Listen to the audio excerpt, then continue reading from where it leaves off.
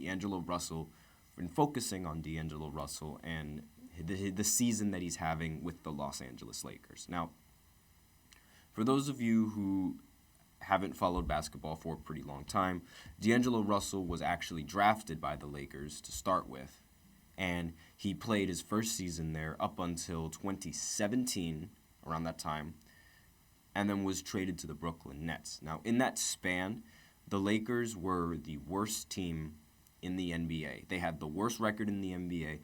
2016, the only reason why the Lakers were really relevant in 2016 was because Kobe Bryant was retiring that year.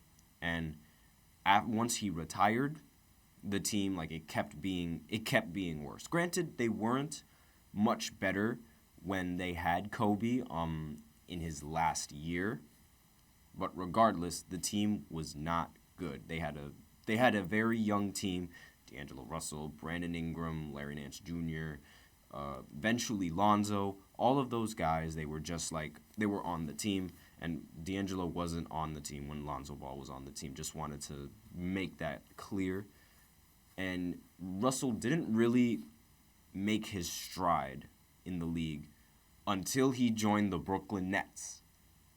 This was a great time to be a Brooklyn Nets fan. I remember watching a lot of their games, and in a lot of their games, nothing was really expected of them, which is what made that season a lot more magical, because everybody on that team had great chemistry with each other, and they were really fun to watch.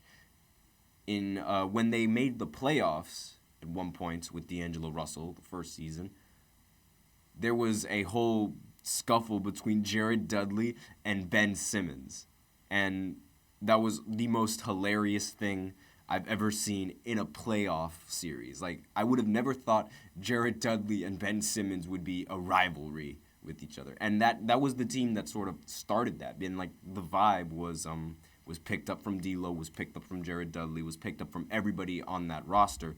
They were all, I'm sure you guys, any of the guys who aren't casual that watch the podcast, they know exactly, or listen to the podcast, they know exactly the meme that I'm talking about, where the Brooklyn bench is going absolutely ballistic, doing the Tekashi 6ix9ine dance. That was a magical time to be a Brooklyn Nets fan, but I digress.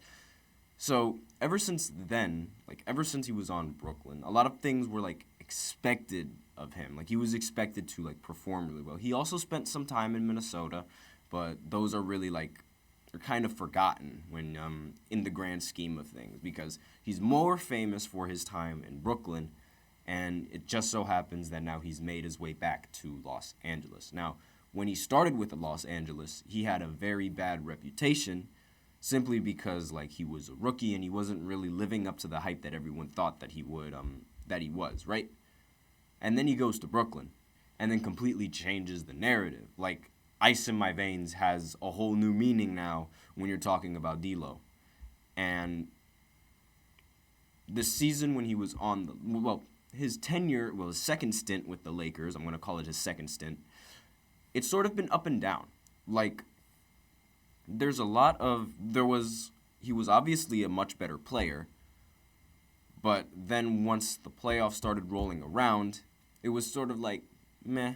Then, come this season, before the trade deadline, he was not playing his best basketball. I'm sure everyone who has watched this season can agree that his basketball skills were not on par with what was expected of him. Ever since he got put into trade rumors, this man has been on a mission. I have no idea what it was, but he's been playing like he is possessed by the spirit of Kobe Bryant. I'm over-exaggerating, but it's he's seriously he's completely flipped the switch. He went from putting up mediocre numbers to ending up dropping 26, 29 points in every single game that I've seen on really efficient shooting. So with all of this in mind, and the playoffs starting to roll around with the Lakers, will D'Lo have some sort of an impact in the playoffs? That is the question. I'll get to that question, but first I might as well, I haven't even mentioned, the record that he's about to break. He's about to break Van Essel's record for most threes hit in one season as a Laker with 183. Now, when you think about how the league has sort of, expanded in the three-point shot, you would assume that the Lakers would be one of those teams to pick up on that trend. But for some reason, they really haven't. In previous years, I sort of understand why they wouldn't do that, but there isn't really a memorable sniper for the Lakers. And by sniper, I mean a laser three-point shooter. Every single franchise, as of right now, can give you or can name a great three-point shooter. The Brooklyn Nets, they had Joe Harris. They also had Stojakovic. Let me think. The Golden State Warriors, they have Klay, Steph Curry, and arguably Kevin Durant, if you want to count him. But I don't really count him as a three-point shooter. But he is a good three-point shooter. And OKC, or the Seattle Supersonics, Ray Allen. The Pacers, Reggie Miller. And the Hawks, Kyle Korver.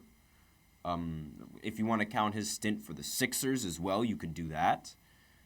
The Cavs, J.R. Smith. The Denver Nuggets, also arguably J.R. Smith. And the Lakers, they haven't really, their best one is, in recent memory, is KCP. There has not been a real sniper on the Lakers squad. And in my opinion, I'm why haven't these Lakers adapted yet?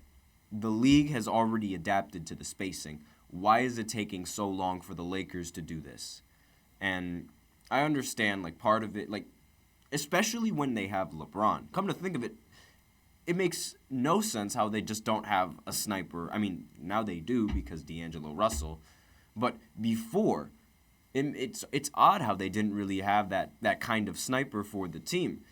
Because LeBron James, if any player is going to benefit from having spacing and a 5-out set, it's going to be a team with LeBron on it.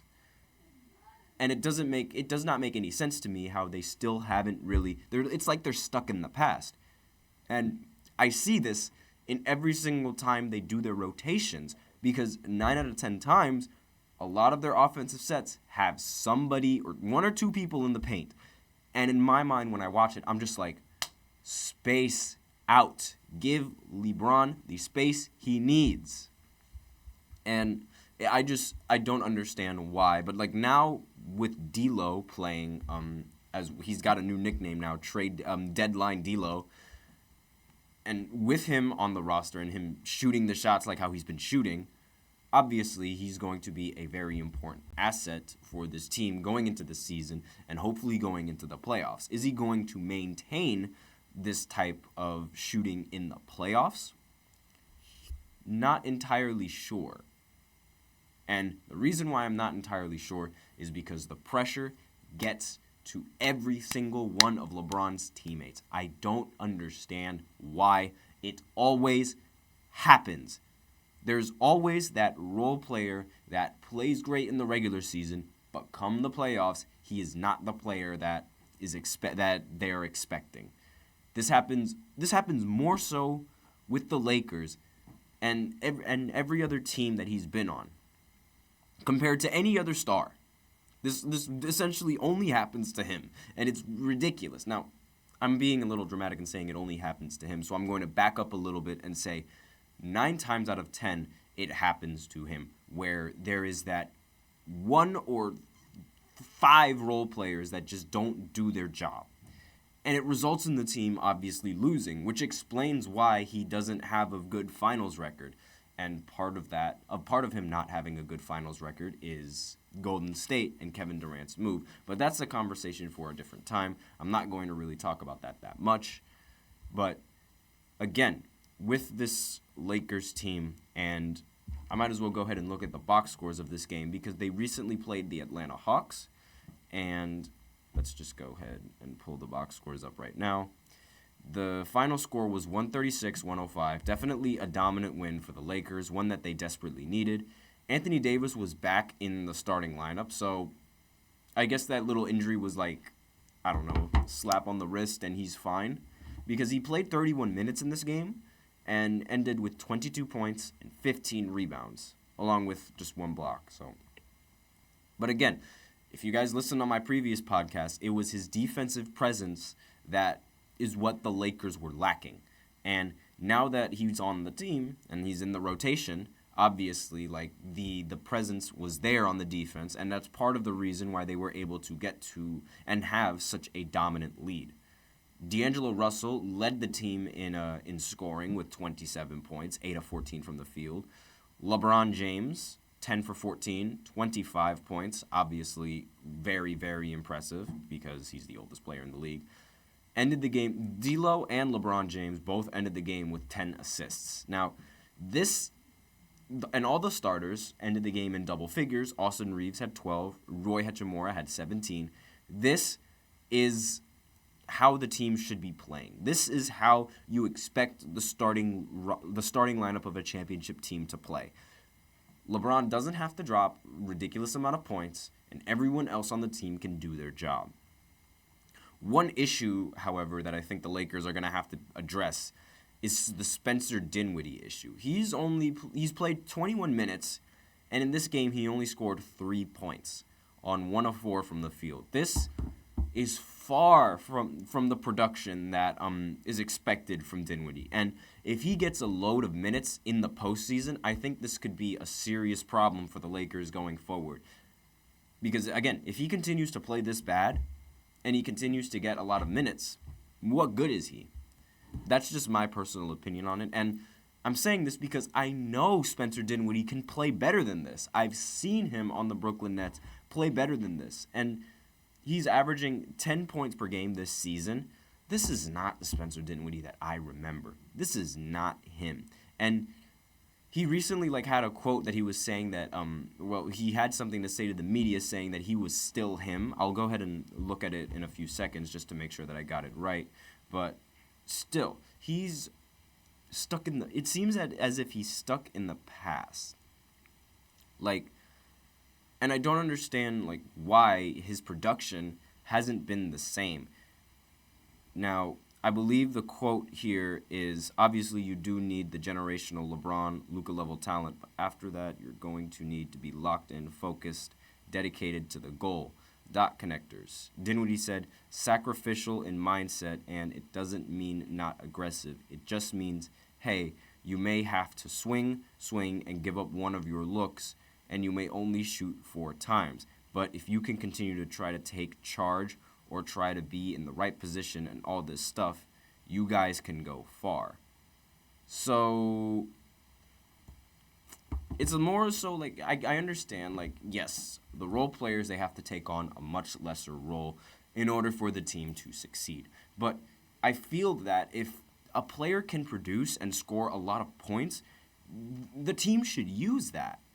And the team should utilize that to the best of their ability, because Spencer Dinwiddie is a much better scorer than this, and it really hurts me to see that it really hurts me to see how the Lakers sort of utilize him, and I'm just come on, he's so much better than this. But that's my personal opinion on it. And I'm just looking at the box scores still. I might as well go ahead and reveal the Hawks side of this, since I already talked about the Lakers. Again, no Trae Young, so it does make sense how the Hawks are sort of struggling. They do still have DeJounte, 13 points, however, and 10 assists. Now, DeJounte shot 6 of 18 from the field. Definitely not a field goal percentage that you would like coming in from your number one option now. Jalen Johnson ended the game with 25 points on 20 shots. Again, not that efficient and not something that you'd want for a team that's missing a very important piece to their offense in Trae Young. Then there's Bogdanovic, ended the game with 17. And there was not really much in terms of scoring for the Hawks, which is probably why they ended up losing this bad. They shot 41 three-pointers and only made 9 of them. That is terrible shooting coming in from the Hawks. And you're not going to win in this modern NBA by only hitting 9 3-pointers. That's not going to work. But that's just my take on the whole D'Angelo Russell situation and what to really expect from the Lakers going into the playoffs. If he can continue this play, then the Lakers will go far. But that is a big if. There have been several role players that LeBron has played with where they do not meet the expectations whatsoever, and I'm not going to put it past any of these Lakers to do the exact same thing. That's my personal opinion on it. And with that, we're out of time for this first segment. So now we are going to go into the second segment where I talk about March Madness and the brackets and the first 4 games that are going to be playing tonight, tomorrow, etc. And I will be right back after this short break.